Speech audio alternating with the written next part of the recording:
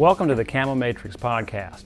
This is a discussion of outdoor sports camo patterns and also hunting products eventually.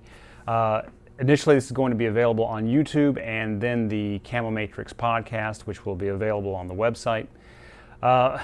First off, who am I and what business do I have reviewing camo patterns?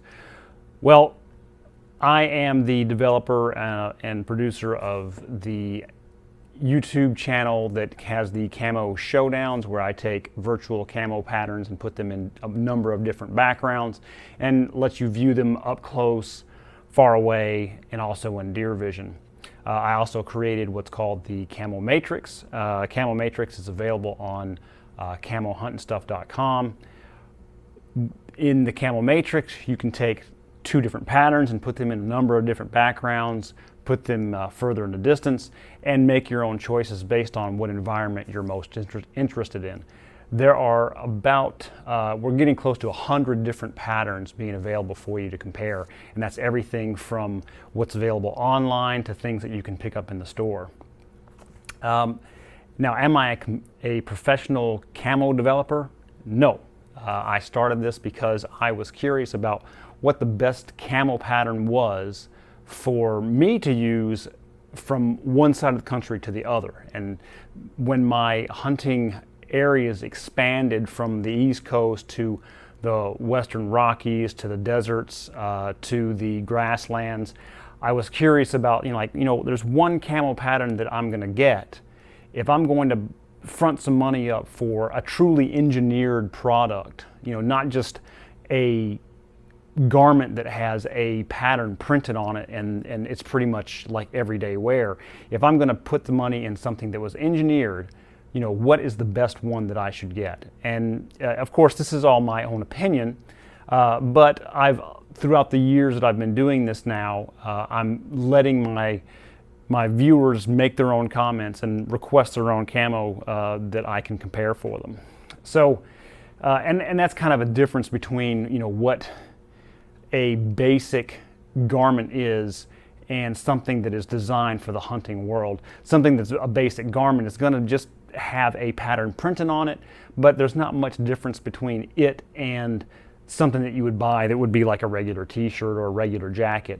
But something that has been engineered for hunting has a number of different things that are designed to keep you in the elements longer, to hold things for you the right way, to fit you properly, to be quiet. So, those are the things that you need to consider when you start looking at some of these brands that have high price tags is, do they help you hunt longer? Do they help you hunt better? And so those are things that you need to evaluate also. So what the idea here is I'm going to pick one camo per episode, and I'm going to break down the camo pattern itself, and then we're going to rate them using the methods that I've created. So, and I'll also invite some others to score them through the same process, and this way it kind of gives us an average that I can give you. But also on top of that, I'll invite you to use the same scoring methods through the same forms that I've created for my panel, we'll call them, to evaluate this camo, and then ultimately we can get this kind of best of camo pattern that would be best for like the grasslands or for a pinewood forest. And so we should be able to generate a list of what's best based on both the panel that I create of people to score these things, and with your input also. So, what I'll do is I'll narrow down what these camo patterns are. And there's a lot of different camo classifications, but really for the hunting industry and for camouflage on our clothing that we're going to be using in the woods, there's really just three. And so there's number one, which would be concealing coloration. And concealing coloration would really be just being in a kind of a single color that matches that background. So if you're going to be in a green environment, wear green. If you're going to be in a brown environment, wear brown. So it's not necessarily something that means that you're trying to match anything specifically. You're just trying to be a general color for that area. A good example is a deer is mostly one color, and I can kind of show you this would be, a deer is mostly, this color. And of course, they change a little bit from summer to winter when they shed and they change their hair color. But for the most part, they are one general color. Another type of camo would be disruptive coloration. Now, disruptive would be something that breaks up what shape it is that you are in. And so, an example in the natural world would be like a zebra. A zebra has those stripes, and what it does is it kind of changes that outline of what they are, so that you can't see where one begins and one ends, and so it kind of confuses the animals that are hunting them. And another would be disguise. And the easiest way to kind of describe this one would be, of course, an animal would want to look like something else that another animal may not be interested in or may be fearful of. But in the hunting world, disguise would be these patterns that look like a tree. So we're trying to disguise ourselves as a tree, or as tall grass, or as bark. So we're trying to disguise ourselves. So that would be a different type of pattern. How I kind of review them is, how well does the outline break up? How well, does the camo pattern fight the blob effect? And the blob effect would be you can look at a pattern up close and you're like, wow, this is really intricate. It's got a lot of different features in it. But as you pull back and you get further and further away, does it just become one shape? Does all of a sudden all that detail that you see become just a human being shape, that's on a different background? So that's something that we want to look at. Contrast. If you're hunting in a dark forest, are you going to be wearing a very light color pattern? Because that's going to be something that's going to make you contrast that background. And also brightness. Does this pattern reflect light? Something that has a lot of light colors in it may reflect that UV light that deer can see, elk can see. Any kind of cervid that doesn't have a UV filter, does it reflect that UV light, which makes you brighten up a lot more.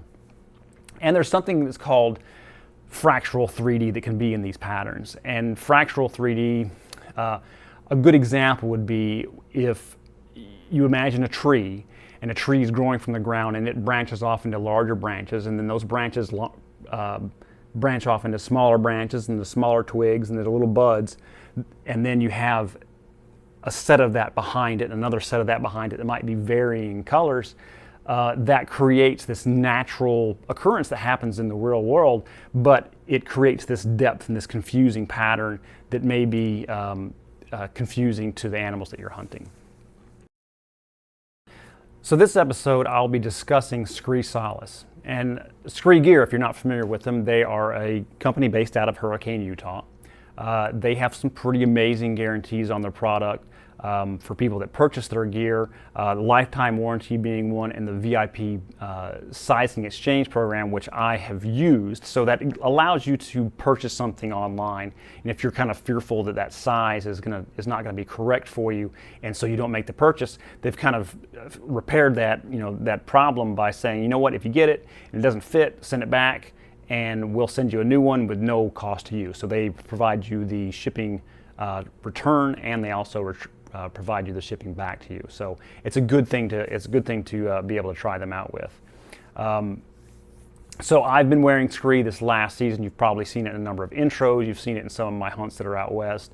And they are, of course, the flagship pattern for this type of review that I'm doing. So if we take a look at Skre Solace, this would be in some of the merino wool long sleeve shirt that they've got. And then here I've got the hard scrabble jacket. You can kind of see this coloring. It's a brown, tan, black, a kind of a creamy white that's in there. And if we take a look at it, I'm going to call this a disruptive coloration pattern. And by that I'm meaning you see these big chunks of light color and you've got big chunks of black. And so from a distance, if you're looking at that edge of that human shape, these shapes may disrupt that human pattern that would scare your prey. So, and if there is any fractional 3D in this. I don't see it at this level. It can possibly exist in there. It does have the blurring effect of having sharp, crisp patterns on top of blurry or faded coloring on it, so it does give it a sense of depth. So it could be confusing to your prey. So that would be the coloring of this particular pattern, the Skre Solace pattern, is that it is a disruptive coloration pattern. Does not have any greens in it, and does have big blocky black and white areas, some good contrast colors that might break up the shape. But it might be a bit bright for dark areas. So how we're going to do this here. So how am I going to test? The test is basically I'm going to take a square portion of the jacket and I'm going to take it right out of the chest, and this is how I'm going to be consistent from one pattern to the next. I'm going to take a square portion of the chest and I'm going to stick it in a background. And if you can imagine a black square with a green smaller square centered in the middle of it, the black square would be the pattern or the background that I'm going to stick behind it, and then the green square in the center would be this chest area that I'm going to pick from the jacket.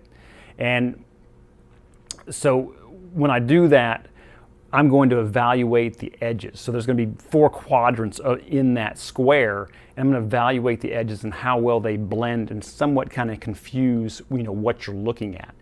Is that sharp edge really defined? And this is kind of an abnormal way to test it, but it's the only way that I feel like I can really make everybody conform to the same type of test. So each one of those quadrants will be reviewed, and the way that I'll do it, if less than, and if we're talking about quadrant 1, so quadrant 1, which would be here for you guys, and it goes counterclock or clockwise from 1, 2, 3, 4. And the edges that are going to be on this pattern, if less than 25% of that quadrant, if I feel like less than 25% of that quadrant, the edges are being blended, then I'm not going to give it any points. If between 25 and 50% of that edge feels like it's somewhat blended, or it feels like the edges kind of bleed into the center of that quadrant, I'm going to give it 1 point. And then if more than 50% are blended in that quadrant, I'm going to give it 2 points. So each test has a potential of 8 points per test. And then I'm also going to do a simulation with deer vision. So I'm going to remove reds and browns and greens are going to be kind of blended in there and create that deer vision that of course that they would see, because they lack the ability to really distinguish reds, greens, and browns. And I might actually brighten up some of the blues in order to simulate them not having that UV filter. So I'm going to do a total of 8 different backgrounds. So with the 8 backgrounds and 8 points apiece, plus the deer vision, we have a potential of 128 points that each pattern could get. I mean, that would be, a pattern would have to be absolutely perfect in every scenario in order for it to make 128. I think it's going to be pretty tough. So these tests have 90 degrees edges on them, which doesn't really exist in nature. So that's kind of another thing that kind of throws it outside of what a normal test would be.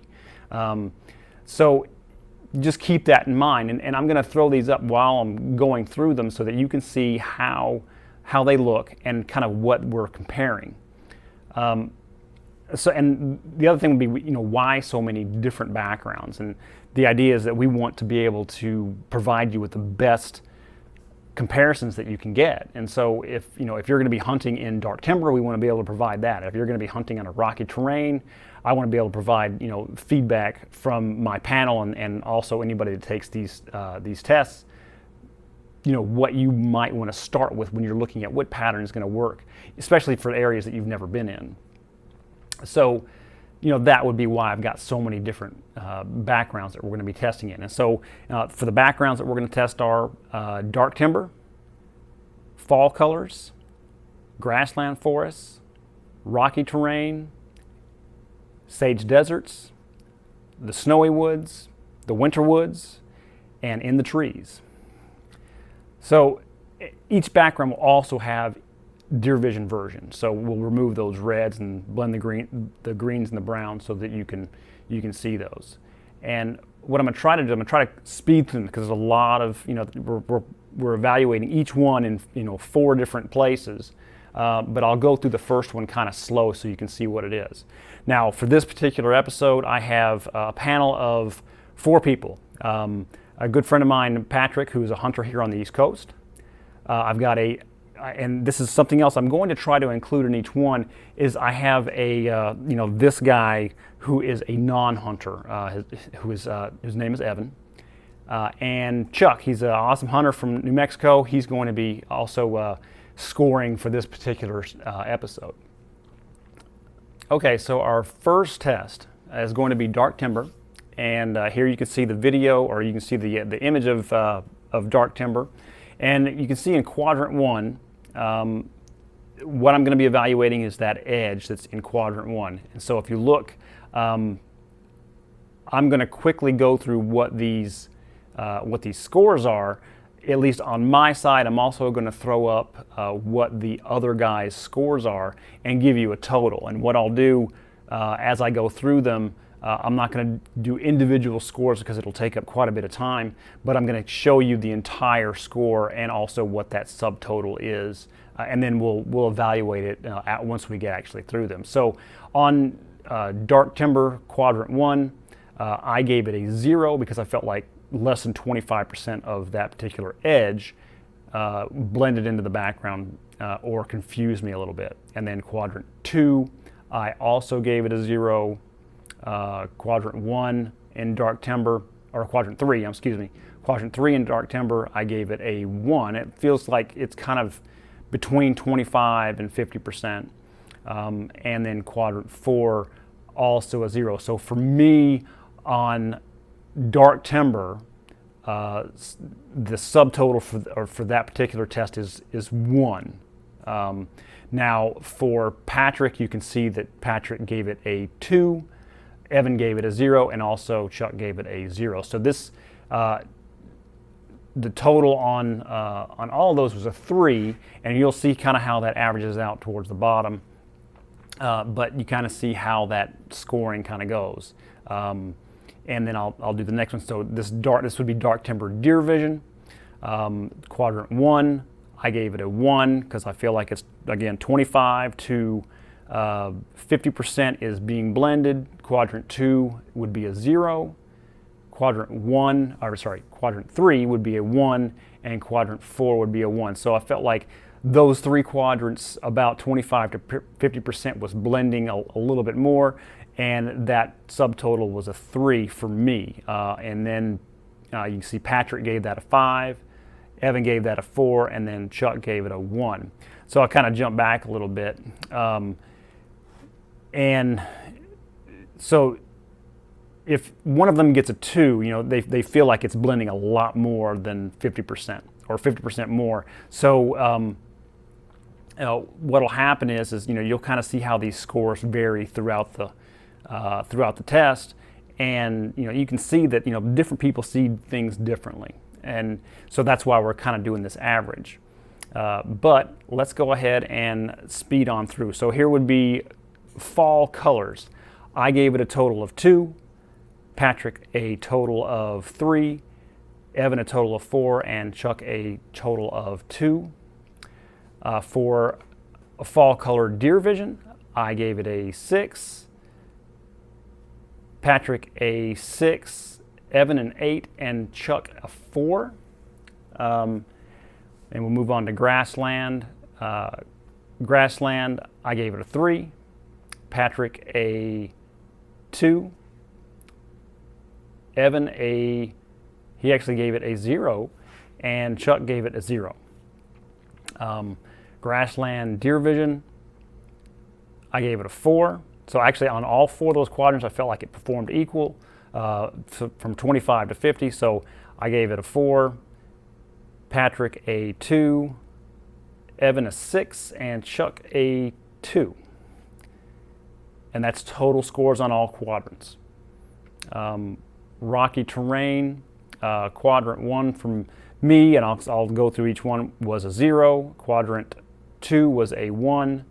Quadrant 3 was a 1, and quadrant 4 was a 2. So I felt like that last quadrant really hit itself quite a little bit more than the others, beyond 50%. So that was a total of 4.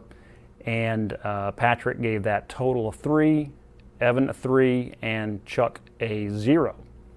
So Rocky terrain deer vision,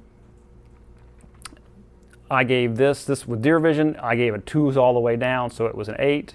Patrick gave that a 6, Evan gave that an 8, and Chuck gave that a 3. So he sees it a little bit different than we do.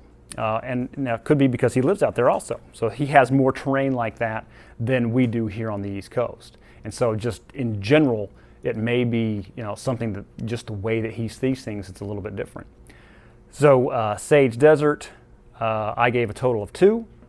Patrick a total of 0. Evan a total of 1. And Chuck a total of 0. Sage Desert Deer Vision, I gave it a 6. Patrick a 3. Evan a 6. And Chuck a 4. Snowy Woods, Quadrant 1, let's see, 2, 3, and 4. I gave it a total of 7, so it did very well in that one for me. For Patrick, that didn't do as well. He gave it a total of 2. And Evan gave it a 1, and Chuck gave it a 1. So for some reason, I felt like that one performed a lot more than the other guys did. Now, big jump here is Snowy Woods Deer Vision. I gave it an 8, and the other guys, Patrick a 6, Evan an 8, and Chuck a 3. So his wasn't as big of a jump as the others were. Again, we got a good variation here. Winter Woods, Quadrant 1, 2, 3, and 4. I gave it a total of 4. So I felt like all of those, each one was at least 25 to 50%. Patrick a 3, Evan gave it a 0, and Chuck gave it a 2. Winter Woods Deer Vision, I gave it Deer Vision. It was 2s all the way down, so it was a total of 8. So that was maximum that I could give it. Patrick gave it a 7. Evan gave it an 8, and Chuck gave it a 6. So we've got one last one in the trees. I gave this one a 3. Patrick a 2, Evan a 0, and Chuck a 0. And then in the trees with deer vision, I gave it a 6. I'm sorry, I gave it a 7. Patrick gave it a 6. Evan gave it an 8, and Chuck gave it a 5. So I'll kind of break some of these numbers down. So for me, I gave it the total number. So remember, the total was 128. My totals were a 76. Patrick's totals were a 58. Evan's totals was a 65, and Chuck's totals were 33. So his was the lowest, and mine was the highest. And that spectrum, if you look at percentages, if we were to say, this is a good pattern for these particular backgrounds. So is from Chuck's point of view, from the test, and remember this is a square, 25% of these backgrounds performed for him to give him points. So, and for me, it was about 60%, like 59%. I guess where it would be a good pattern to have, and in Chuck scoring it only about 25%.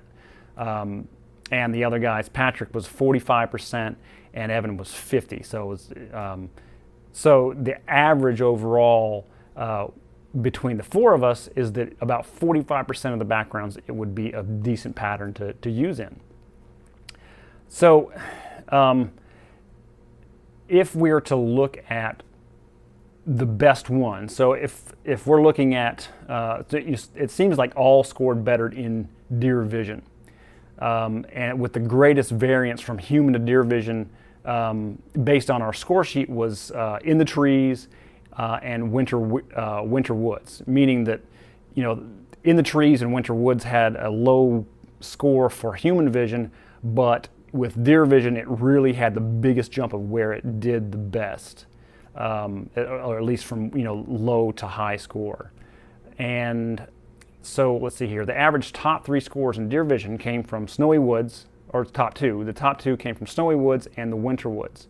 But rocky terrain also performed well in deer vision, and almost as high as those 2. The lowest scores from human vision came from the sage desert and dark timber, and that dark timber in this pattern seemed to really stand out quite a bit. Lowest scores from deer vision came from the grassland forest and also from dark timber. So, if you look at those colors, the dark timber, the Solace pattern really does seem to stand out if you're going to be in a dark area. Now, if you've got some light behind you, it may actually work to your advantage. So in addition to this, in addition to the scoring, I asked everybody in the panel to go and look at my camo comparison on YouTube for this particular pattern. And if you're familiar with my camo showdowns, where I take 2 patterns and I kind of shift them around on the same pattern, what I've done is I've removed the double screen, and I've just put Skre Solace in this, and I've let them watch that. And of each one of them, everyone said that after they watched the video, that they felt like they should, as far as what their rating was on the square test, they felt like that it should be improved. It would do better than what they felt like they scored it as. And that's because it simulated more of a real environment. I'm taking that mannequin that I've created with the pattern on it, and I'm putting it in these different backgrounds and letting you see it as though a prey would see it, and they felt like it performed better than the testing scenario did. So I like to mention that, and I'd also like you to watch that to see if it would change your mind also. If you gave it a lower score, would you, after you watch the video, would you lower your score or would you increase your score? And if you did either one of those, would it be a lot or a little? And each one of these guys said that they would improve their scores by a good amount just based on how it performed in that video. So what does all this mean? So overall, we really don't know yet. This is the first one. But as we get more tests and more people chiming in and completing these forms, we'll actually get somewhat of a good aggregate of information to be able to give you some information as to these are the ones that perform the best and these are the ones that perform the worst, and so these might be the ones that you might be interested in for your particular area, even though they performed very bad over here. So that's what our goal is. As far as Skre Solace goes, from my opinion, if you're going to be in a dark environment, it may not be the best choice. But then again, it depends on what might be behind you. If there's going to be some light behind you in a dark area, then this disruptive pattern may be the good thing for you to use. For me, it actually performed very well in the areas that I was in. Let's see here. And on top of that, if you're going to be using it to hunt, a cervid, something that doesn't have or doesn't see reds and greens and browns very well, then this is kind of a good pattern for deer vision. And that's really why I chose to try to use it, was because I felt like, based on my versions of looking at things through deer vision, that the absence of green, the absence of reds and orange really seemed to perform the best for deer vision, and regardless of really what area that you're in, whether it's green or the dead of winter. So it seemed like it would be something that would be good all the way around. As far as how Skre goes, Skre, like I said, they're a good engineered product built for hunting. In my case, I've taken it through the woods here on the East Coast. I've climbed mountains out west with them, run through cat's claws in the Southwest Desert Mountains, run through sage in the High Plains Desert, like in Montana. Worn it in hot weather, worn it in below freezing weather, and it actually performed very well. Good layering systems with them, and actually very reasonable pricing if you want to check them out. If you do check them out, make sure that there is a promo code Matrix20 that'll give you 20% off any regular priced item. Although they have some really good sales all the time, so there's somebody to check out. If you're watching us on YouTube, make sure you like and subscribe this video, share it with your friends. Also, make sure that, if you're curious, go and take these tests. The link will be down below. Right now it's a Google form. It'll tally up all this information, and I'll make it available here pretty soon on the website. Let's see here. On the next one, let me know if you want me to check out a certain pattern. For the next one, start sending in your requests, and I'll be doing them as fast as I can. Not sure exactly what the next pattern will be, but thank you for watching. Happy hunting.